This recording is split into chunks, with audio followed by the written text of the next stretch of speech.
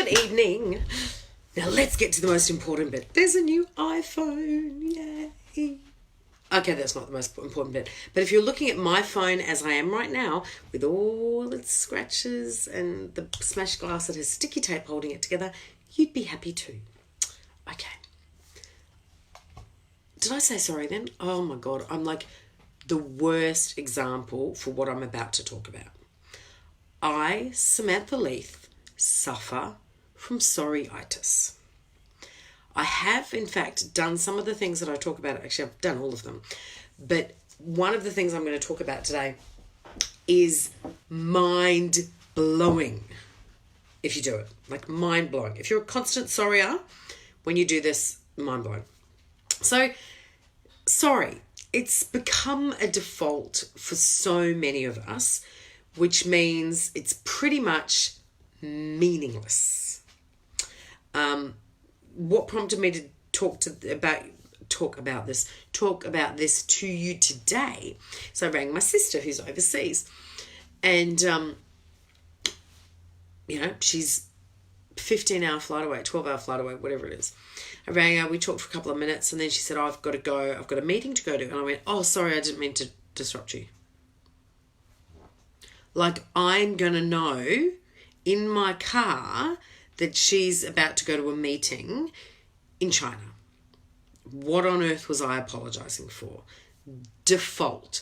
And as soon as I said it, the words were out of my mouth, I was like, Samantha Mary Leith, you still haven't fixed that one.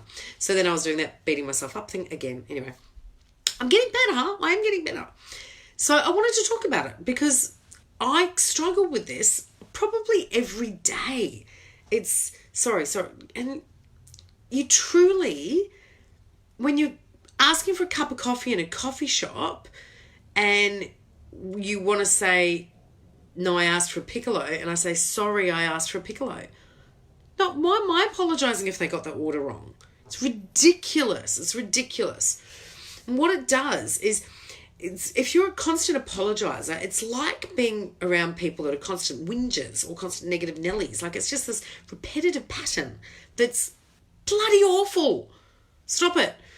It makes people lose respect for you, and you lose respect for yourself, which is so important. Like, so important. If you've got kids around you, you can actually be setting a really bad example. Like, I've actually noticed my daughter has started to say, well, actually a few years ago, she started to say sorry a lot. So we both work on, why did you just say sorry? I'll ask her, why did you say sorry? Do you have anything to be sorry for? Oh, no, I just felt bad. Well, no, then sorry is not the right word. Explain how you're feeling. So we have to have conversations about it, and she's getting better about it. And it's really highlighted to me that she learned that pattern from me, and I need to fix it, and I need to fix it more than I have been in myself. So some of the things it can do is it can make you feel really weak, and it can make you appear really weak. Now, I don't care what other people think, but in some situations, like if you're in a negotiation process or a job interview, or even me speaking on stage or with a coaching client, if I'm apologising all the time, they're going to, like, what's that weak ass Sam doing? No, there's better. So I'll get to the point where you can learn better things to actually say. You start to question your actions and your decisions, and you start thinking you cock up a lot. Like, if you say sorry a lot, it chips away at how you're feeling, and you can start feeling that you're making the wrong choices, the wrong decisions, you're saying the wrong things, obviously, if you've got to say sorry for them all the time. You then you can actually start to feel guilt that's completely unnecessary. You may have done absolutely nothing wrong at all in a 24-hour period. You may have been the saintliest saints in that 24-hour period. Yet for some unknown reason, you've got sorry-itis and you've said sorry 46 times. So by the time you get to the end of that day, you feel guilty, and you feel some shame, and you feel possibly some regret, and all these negative, hurtful emotions will come up, and they'll make you feel shit. Like, they really will. And it's all off the back of saying sorry too much. So stop it. You can become really repetitive and really boring. Oh, here's Sam saying sorry again. Oh, look. Oh, look, she's 2 minutes late. She said sorry again. Oh, look, she rang me and apologised. Stop. Lowers your self-esteem. All that negative stuff lowers your self-esteem.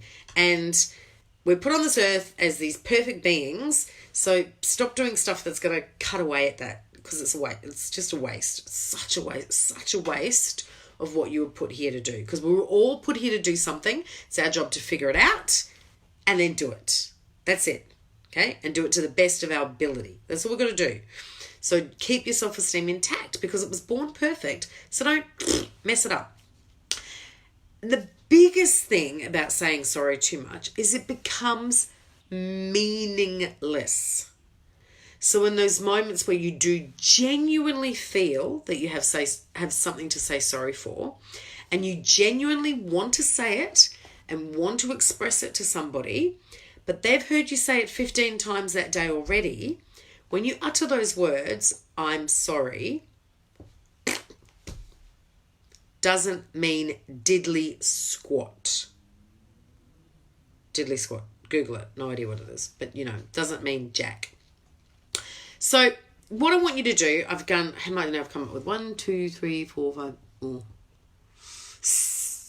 6. Came up with 6 things to do. I like 5s. Oh, well. So what you want you to do, use your phone, use a notebook, use your calendar and just mark it, anything. But count how many times in a 24-hour period you say it, you type it, or you text it, or you post it. How many times in a 24-hour period do you use the words sorry? Okay? You will be shocked. Then I want you to look at all the situations where you said sorry and look if there's any similarities. Like, was it with any people in particular? Was it a particular mood that made you do it more? Were you hungry? Was it a time of the day? Were you in a rush? Any of those kind of things. And if you look at it and go, okay, I said sorry 12 times in the hour before I had lunch. Well, you probably need to have lunch earlier.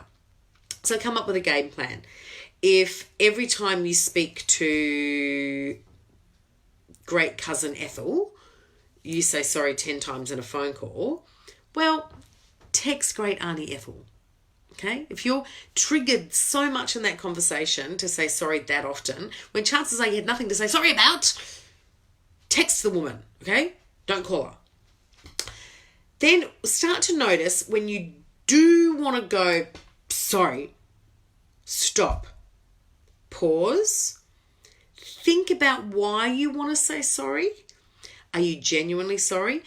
Do you genuinely have something to say sorry for? Like, if someone's having a bad day, you saying sorry you're having a bad day. Really? What are you sorry for? Okay? They're having a bad day. Be empathetic, but choose another word, okay? I wish you were having a better day. Is there anything I could do to help? Anything like that, but sorry you're having a bad day. Why? It's not, unless it is your fault, obviously. So yes, stop and think, are you really, really sorry? Then I want you to change the wording of what you're saying. So if someone's just at work, for example, someone said to you, I need the blah-de-blah-de-blah-de blah by 5 o'clock. And you go, sorry, I didn't understand. No, you're apologising because they didn't explain it well? No. So go, could I maybe have some more details, please? Better energy. Sorry, I don't understand. Could I maybe have some more details, please? Flipped it. You're asking, blah. Because if you say, sorry, I don't understand, they're going to give you more details. So why not just ask for the more details? Okay? One thing. Flip it. So sorry comes from this kind of negative down space. So flip it to a happy, gratitude-y, thankful kind of space. So if you're late, for example, and remember my father's rule, it's probably many people's rules. If you're on time, you're late. If you're early, you're on time. So anyway, but if you're late and you go, oh, sorry, I'm late, or if you bump into someone, oh, sorry, how about, oh, thank you for your patience. I appreciate your patience. There's always a way. 90% of the time you come out with sorry that doesn't need to be a sorry. You can flip it to a place from thanks, love, gratitude, that kind of thing. Promise you. And lastly, one of the biggest keys to not saying sorry constantly is saying no more often. I should hold a mirror up while I say that, really.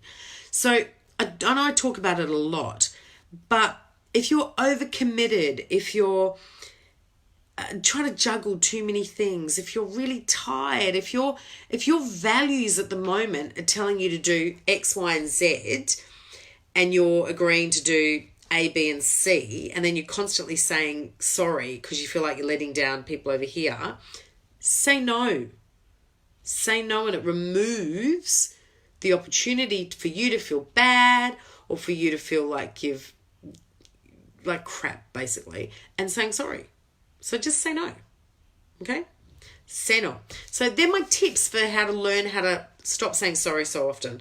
I think there's actually an app I read about that can kind of monitor how many times you say sorry.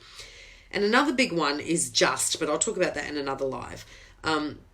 So yeah, when you're writing an email as well, sorry for the long response or anything like that, like flip it. Thank you for being patient while I replied. Much better for everybody, okay? So happy Wednesday, have a great night, and stop saying sorry.